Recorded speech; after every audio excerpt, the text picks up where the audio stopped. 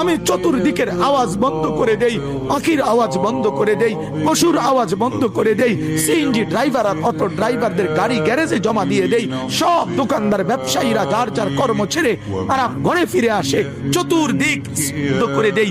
আল্লাহ বলেন তুমি ঘুমাবা বলে, তুমি ঘুমাবা বলে, তুমি ঘুমাবা বলে তোমার জন্য আমি দু চোখে ঘুম পাড়িয়ে দেই। তোমারে আমি মাথা ব্যথা দেই নাই, তোমারে আমি জ্বর দেই নাই, সর্দি দেই নাই। আজকের রাত এই জ্বর সর্দি থেকে মুক্ত রাখছি, তো আমি আল্লাহ তোমাকে ঘুম পাড়াবো বলে।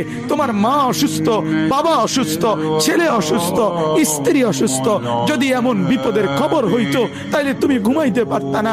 যদি তোমার পায়ে ব্যথা হইতো, আমি 2 মাস বহু রাতকে রাত আরামসে ঘুমাইতে পারি নাই, আমার পা ভাঙে গেছিল, আমি রাতকে রাত অঝরে কাঁদতাম, আল্লাহ তুমি আমার শিফা করে দাও, সুস্থ করে দাও। তাহলে আমার বন্ধু আল্লাহ বলে বান্দা তুমি ঘুমাবার জন্য আমি রাত বানালাম, আওয়াজ স্তব্ধ করলাম, দু চোখে ঘুম পাড়িয়ে দিলাম।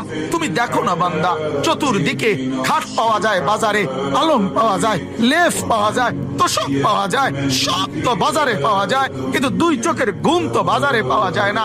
আমি ঘুম পাড়াই, আমি ঘুম পাড়াই, আমি ঘুম পাড়াই, আমি ঘুম পাড়াই।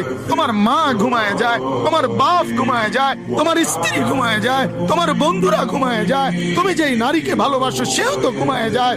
আমি আল্লাহ আমি জেগে থাকি। রাত 2টায় যদি তোমার পেশাব করতে উঠতে হয়, বাথরুমের জরুরত হয়, আমি ঘুমাই না, আমি 2 চোখ খুলে দেই, আবার তোমাকে ঘুম থেকে জাগিয়ে দেই। তো আল্লাহ বলেন এত কিছু করি আমি, আমি আমি বিনিময়ে আমি কি একটা সেজদা পাই না?